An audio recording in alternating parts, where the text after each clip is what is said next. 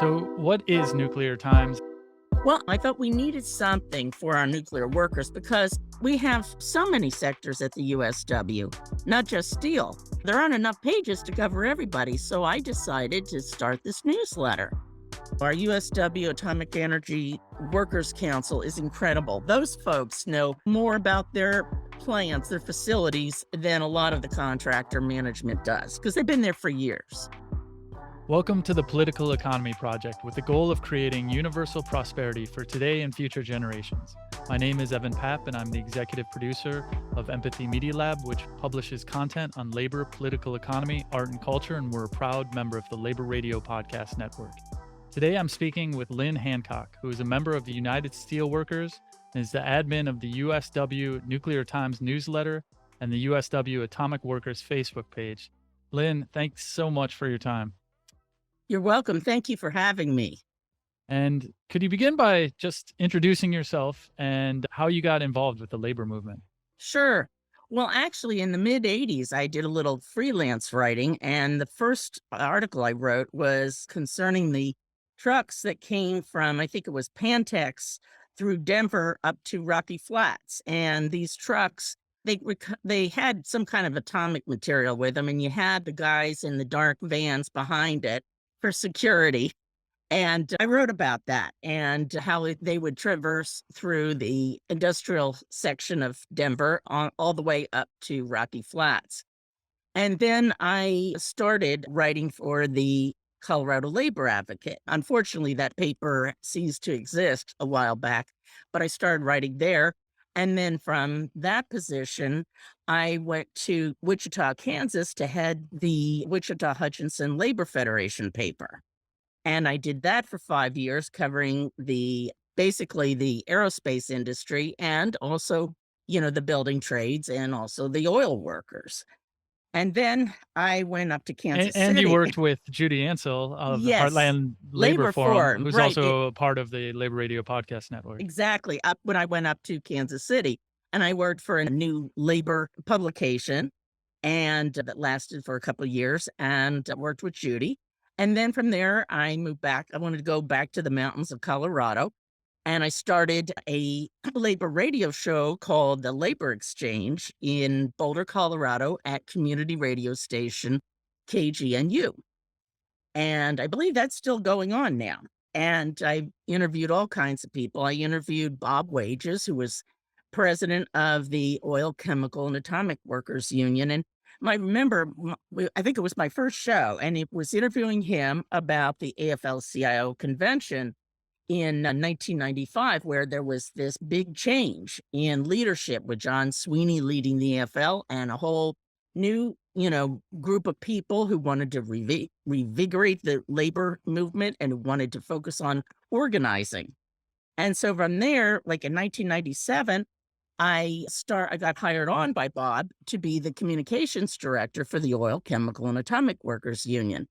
And so my reporting then started really focusing on the nuclear sector. I remember working with Richard Miller, who the union worked with as a consultant, and he was a consultant to the union. And that was before he started working on the Hill for various Democratic committees. And I remember writing about the privatization of USEC, the U.S. Enrichment Corp., and then just continuing on, and as well as writing about the Energy Occupational Illness Compensation Program Act when that started. And then OCAW merged with paper workers to form PACE. And we continued. I headed the department there and ran the monthly publication. And then we went bi-monthly and wrote about atomic. And then in, 2005, PACE merged with the USWIA, the United Steelworkers. And then, that continued. And I continued writing about atomic. And I then I thought we need a newsletter for the atomic workers because the USW is so big. I mean, they have people in all kinds of sectors from healthcare to steel workers. I mean, all over the place. And I wanted the nuclear workers to have something for themselves. And so I've been focusing on nuclear since, oh gosh, I guess about, the early 2000s. Very cool. Yes. So, I see energy as everything. Energy is life. Energy Hmm. goes into everything from our food to our tools and into our steel production as well. And Right. I feel the last 40 years, we've been exporting our economy to other places that can have lower labor standards, Right. lower labor wages, and less environmental protections, and then we're re-importing these goods without that can be cheaper because they're not worried about the environment and not worried Right. about their labor force, and it's decimated much of our economy and has hollowed out much of our industrial base. But we need a lot of energy, abundant energy, to be able to Hmm. mine or to smelt and be able to create steel, and then to actually fabricate Hmm. and build nuclear energy. We need a lot of nuclear power plants. Then we need energy as well to be able to for the fuel cycle. So we need Right. a mining, we need a manufacturing and a production and generation. Hmm. And all energy production has waste streams. Yet Yes. nuclear, from my understanding, is the only one that actually accounts for its entire waste stream, unlike coal, Right. unlike wind, unlike solar. And it's Hmm. also the most dense energy fuel. So one pellet of uranium is worth, something like 200 barrels of oil, a couple tons of coal. And so there's a very little amount of waste for that much energy. So I've Hmm. become a huge proponent of nuclear energy, even though I grew up with The Simpsons and seeing Homer Simpson at the consoles, and always leading to meltdowns and things like that. And this fear of nuclear energy, I grew Right. up in, but I've Right. come to learn a lot more about it and how important it is for the future of our economy Yes. and for our stability and low cost energy, and then also to create an export sector that we Hmm. can export to other countries, hopefully with high labor standards. And some of the best paid workers of in any energy Hmm. generation plants tend to be nuclear workers. So Definitely. so I'm very excited to talk to you. And how is the United Steelworkers involved with atomic energy right now?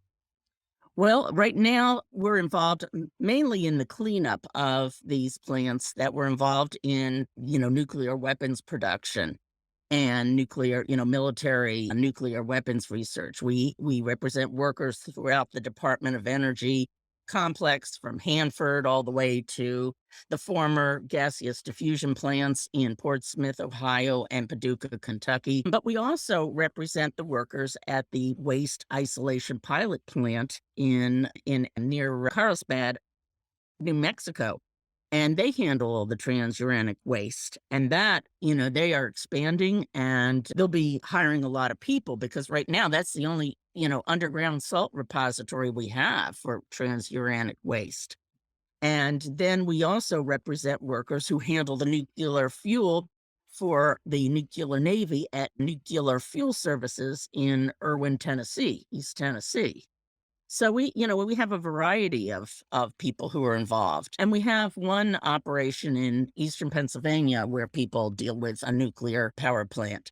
But basically the workers at the nuclear power plants are represented by the Electrical Workers Union, the IBEW. But we're involved there, but also at Idaho National Lab, we are doing cleanup work, but we're also involved in the nuclear future there on their nuclear energy side because it's a huge research operation. And we have, they call it NE, nuclear energy, and we have workers who work on providing these unique tools to make the plutonium power uh, devices for like the rover for NASA's space program, and they do highly technical work. And it's a very much a team effort, among the workers who work with management, the engineers, and there's respect all around. And that's really neat to see our members respected because they will do whatever it takes, to make a project happen, and they'll use their, ingenuity and their creativity to figure out problems to help a project move forward. But also, I just recently wrote a story on the 10-year overhaul of the Advanced Test Reactor, which is at Idaho National Lab, which is a one of a kind reactor in the world. There is nothing more powerful like it, nothing more flexible. And that reactor handles all the test experiments for nuclear fuel and is integral to our national security and for the new types of small modular reactors that are coming on board. In fact, now that the testing is done, and they started up in mid-July, and I read a piece where they're going to test some fuel for a new reactor that produces less waste, which is, that's the biggest concern with nuclear energy is all the waste, that you have at all these nuclear sites and also at all these nuclear power plants. Yeah. So, and that's the biggest thing. And so when I see, that they are developing nuclear energy, that has very, little waste, that's something that people have to be educated about. And we still have, the legacy problem, and there still needs to be a place for one big, repository. Unfortunately in Nevada, the Yucca Mountain failed because of politics. But at least now the DOE, the Department of Energy, is trying to get buy-in from nuclear communities where they already have nuclear operations so that maybe they could, have some long-term storage there. Yeah.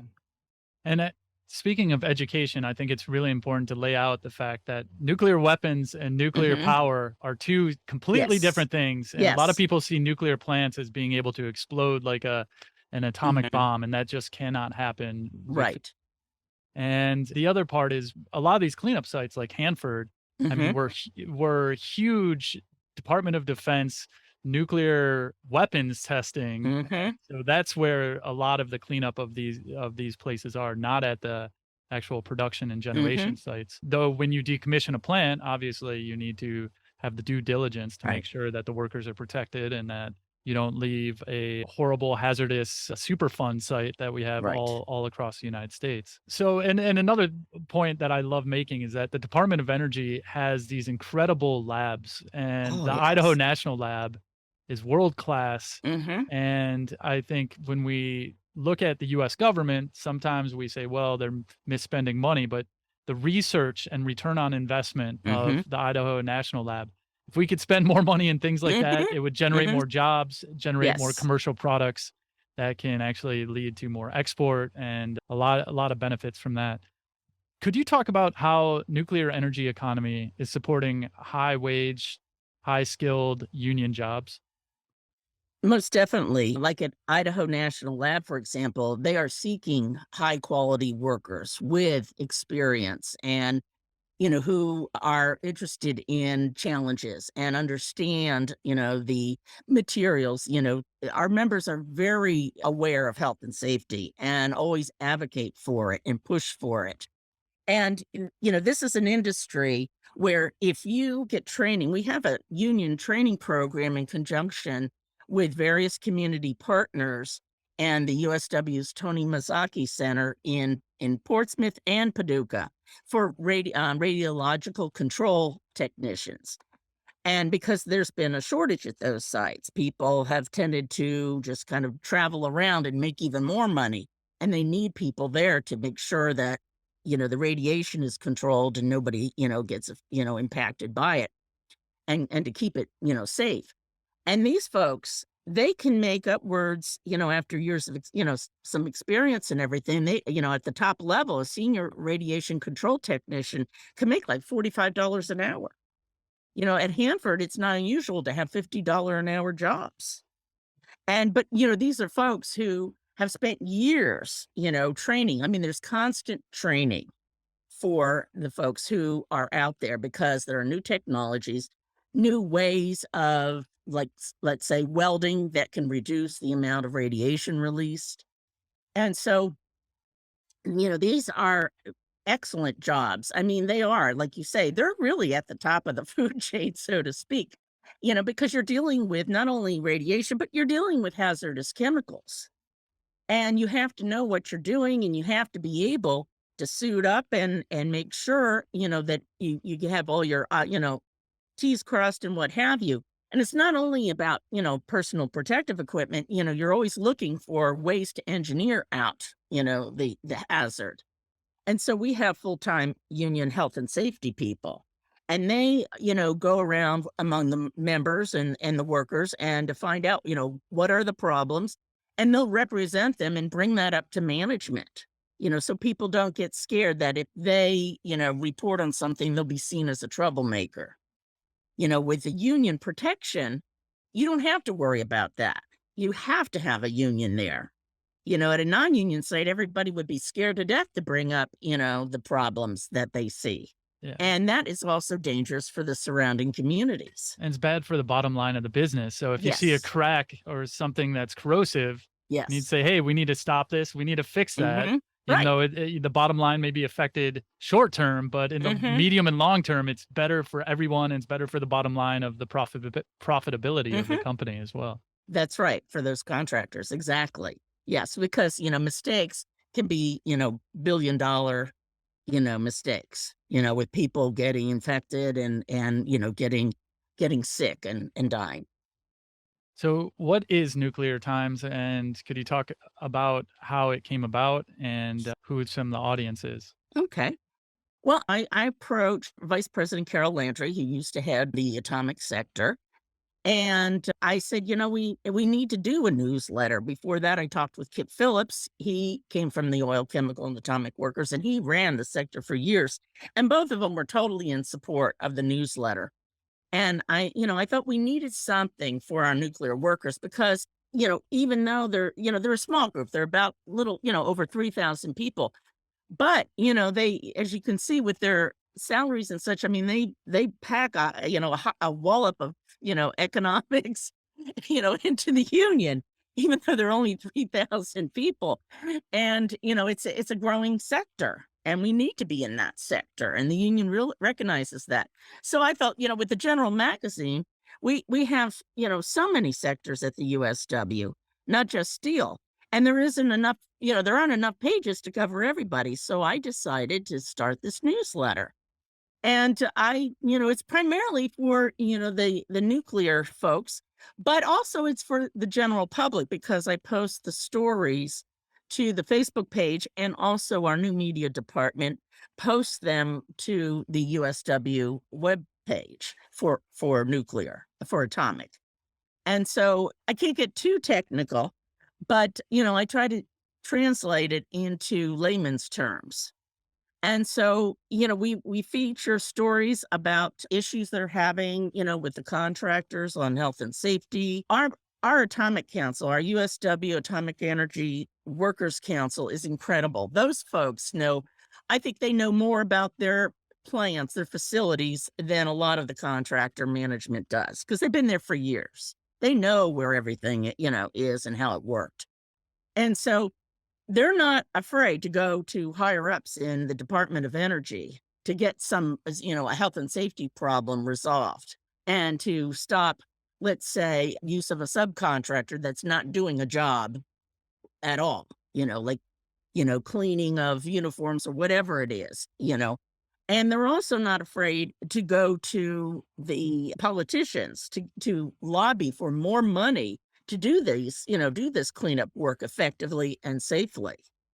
And so, I mean, they're incredible. They are just incredible folks. And so I feature their issues. I talk about their contract negotiations, which are totally different than regular negotiations because you have the contractors, you have the Department of Energy, you have the union, and, the union has, made sure that we at least get access to the requests for proposals. So we know that there's language in there protecting the union, recognizing it, and saying you have to recognize the union. You have to continue on with the existing agreement until you negotiate a new contract. And it can get, pretty convoluted because you have the Department of Energy who says we're not involved in negotiations, yet they fund those Yeah, contractors. yeah. So if they don't, if the Department of Energy doesn't want to do defined benefit pensions, they won't offer that money, to the contractors. They'll say to the contractors, well, you can do that if you want with the money we give you, but that means something else has to be taken away. Yeah. So they're like in the background in these negotiations. So it's different. It's different. We also help the communities. Like, for example, at the former Paducah Gaseous Diffusion Site, every Christmas, they gather presents and money to help the community. Like I said, they do community training to get more people from the community to work in the plants, so they have the qualifications. And they do a lot, for, the local communities, and they work with community groups like the Energy Communities Alliance. They work with folks like that. And they also, our union members are on the advisory boards, the community advisory boards for these facilities, so that, they can explain to everybody who is not familiar with the operations what happens there. And now our union is definitely advocating for what happens with these sites once they're cleaned up. We need more industry there, more nuclear industry there. And so there's a big push to reindustrialize them. Great, great. Yeah. So, from my understanding, these communities that have these nuclear plants Hmm. have high paying jobs. They're Yes. a huge tax base as Oh, well. yes. And yet we're seeing premature closures in New York at Indian Point, Hmm. Palisades in Michigan.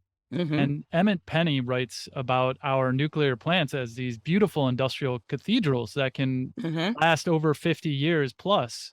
And we are just shutting them down I know. prematurely Hmm. because we've created these markets where low cost, low value wind and solar that's intermittent, that is guaranteed to shut down Hmm. versus a nuclear plant that you have fuel on site up to 18 months it can run, Hmm. and it's generating power 90% of the time, and it has a very small amount of waste and Hmm. very high paying jobs, and we're Right. shutting these down, and a lot of these workers we're losing, and we're losing the skill and this knowledge. Hmm. So I'm a part of this new generation that grew up with The Simpsons, maybe being afraid of the Right. nuclear power, saying, Right. "We have to do this if we wanna Yes. survive economically." It's energy security, national security, Yes. and if you have the belief that everyone should have energy and electricity throughout the world, Right. we can be a leader in this, Hmm. and so that's really my hope, and everything that you're doing with communicating about nuclear energy and about Hmm. the labor component, the union Hmm. component. So, what are some of the challenges that you've found in talking about nuclear in the United States? Well, you have so many parties involved, and there's billions of dollars involved with these contractors, in the Department of Energy and its contracting system. And so, it can kind of get convoluted at times. I wish the Department of Energy would not have these bonuses for early cleanup, because I think that it does have an impact, a negative impact on safety, or it can. It can. They say it doesn't, but it can. And so, that's a challenge right there. And, also, like you say, to educate people that nuclear is not evil, and that we have highly skilled people who are concerned for the safety of everyone, not just themselves and their families, but everybody in the community, because they live in those communities. And so, that's been a challenge as well. And also, it's a challenge to understand the talk in the in the nuclear sector, because everybody speaks in acronyms, including our folks.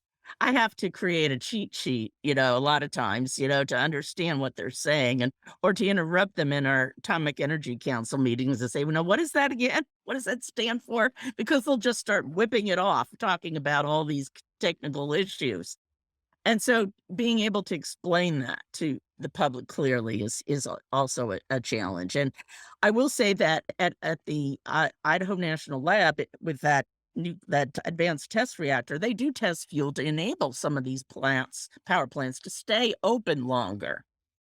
And, like, unfortunately, Indian Point closed down. I can't remember if it was politics. Politics is involved a lot in the And a lot of nuclear. natural gas Ah, investment with the yes. facade of wind and solar that it backs up, and you get a lot of Right. environmentalists who are afraid of nuclear, but then they're Hmm. actually just bringing in natural gas behind it, which is Right. dirtier and more expensive.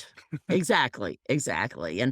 And there are so many free sources I've discovered on the internet about that, to learn about nuclear power and to see what's going on around the world. And that people, in the nuclear sector, they're they have a very high conscience. I mean, when with the war going on that Russia has in Ukraine, look at those nuclear power plants. The International Atomic Energy Association, or I forget what it's called. They've gone in there to ensure that these plants remain safe, that the workers get the rest they need. There's concern there about keeping everything safe. And you see that in this industry. I mean, people know what they're dealing with, and they want it to, be safe so that there aren't any accidents. And I see that more in this sector, than among management even than, I have other energy sectors. Yeah, even the Germans have forgotten that energy is life, and they're in the process of shutting down all their nuclear reactors. Yes. And now they're rethinking, being like, "Hey, maybe we could use these now that we're Mhm. so dependent on natural gas of an adversary." That's right. And we used to be the leader in nuclear, and Mhm. now we are starting to get lapped by China. Just Mhm. announced a $450 billion build out of 150 reactors in the next 20 years. Mhm. The amount of skilled engineering that that is going to create in that country that's already the largest builder in the world will make them so competitively advanced compared to everyone else Mhm. that is building oftentimes over budget and over the time frame. So we need to get our ducks in a row and really build up our Mhm. own labor force and our own internal capacity of both mining, Mhm. manufacturing, production, generation, and then the export economy. And so I'm hopeful when I meet people like you and people within the union movement that Mhm. have worked at these plants and see how much benefit they are. And Mhm. compared to other plants, I'm can be the nuclear plant can be much cleaner as long as it's the right measures are taken to ensure Mhm. the continued operation of it. And so, looking at the future of union-led nuclear energy in America, where are you hopeful? I am hopeful that, we continue the research and activation of these small modular reactors and other kinds of reactors that produce very little waste. And that will involve people who are, who are very well trained, who have the technological knowledge and know-how, to do it. And we need union involvement in that because there's pride in the work.